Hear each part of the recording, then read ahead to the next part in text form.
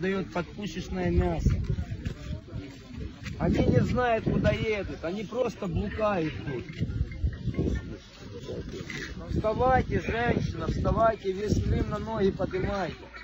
Поднимайте людей. Вы видите, ваш сын жив, здоров.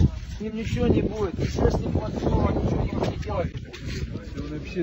Вставайте, поднимайтесь народом, перекрывайте трассы, дороги, мосты. Все делайте, чтобы забирали войска, молодых солдатов. Колонны разбитых стоят.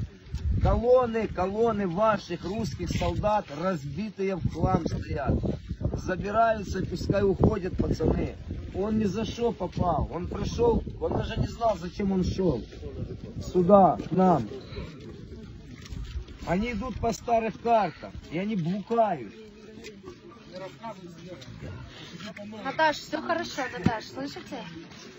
Все, говори, мама, говори. Все нормально, все нормально.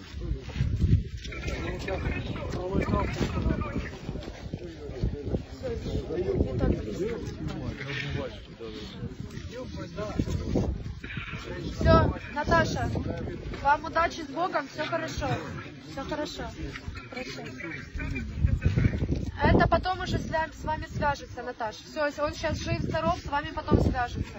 Прощайся. Ви сюди до нас будете? Так, і якісь, може, вещи, зараз я піду цей вопрос рішу. Так, щось переобуваю.